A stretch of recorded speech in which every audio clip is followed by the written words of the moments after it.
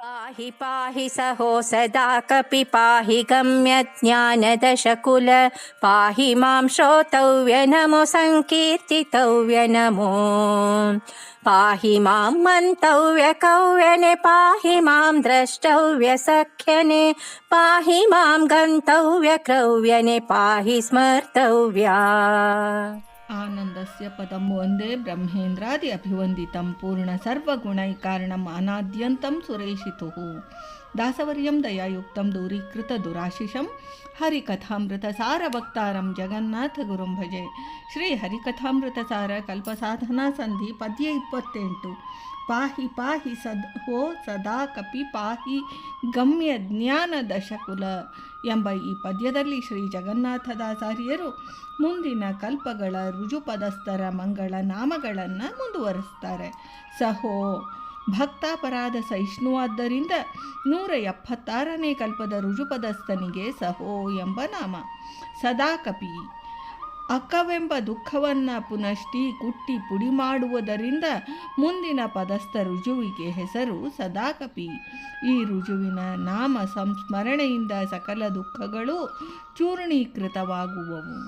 ಗಮ್ಯ ಸಜ್ಜನರಿಂದ ಪ್ರಾಪ್ತನಾದರಿಂದ 178ನೆಯ ರುಜುಪದಸ್ಥನು ಗಮ್ಯನಾಮಕನು.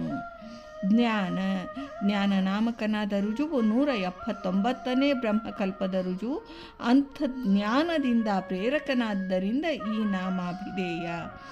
ದಶಕುಲ ದೇಹಗತ ದಶೇಂದ್ರಿಯಗಳು ಮನೆಯಂತೆ ಅಧಿಷ್ಠಾನವುಳ್ಳವನಾದ್ದರಿಂದ ದಶ ಶಬ್ದವಾಚ್ಯ ಸರ್ವನೂ ಅಧಿಷ್ಠಾನವಾಗಿರುವುದರಿಂದ 180ನೇ ಬ್ರಹ್ಮಕಲ್ಪದ ರುಜುಪದಸ್ಥನಿಗೆ ದಶಕುಲ ಎಂಬ ನಾಮಾಂಕಿತ. ಪ್ರೋತವ್ಯ ಸುಶಬ್ದಗಳನ್ನು ಕೇಳುವವನಾದ ಕಾರಣ ಮುಂದಿನ ಕಲ್ಪದ ರುಜುವಿಗೆ ಪ್ರೋತವ್ಯ ಎಂದು ಹೆಸರು.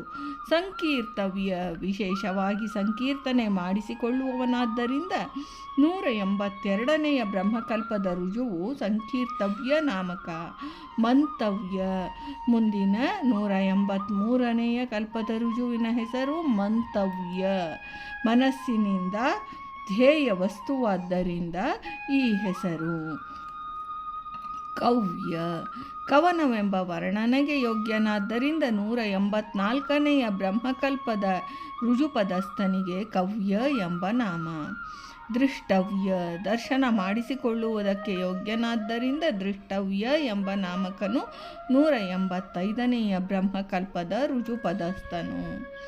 ಸಖ್ಯ ಸಗರತ್ ಎಂಬ ಧಾತುವಿನ ರೀತ್ಯ ಸರ ಎಂದರೆ ಅನುಸರಣೆ ಹೊಂದುವುದಕ್ಕೆ ಅರ್ಹನಾದ್ದರಿಂದ ಸಖ್ಯ ಎಂಬ ಹೆಸರಿನ ರುಜುವು 186ನೇ ರುಜುಪದಸ್ಥನು.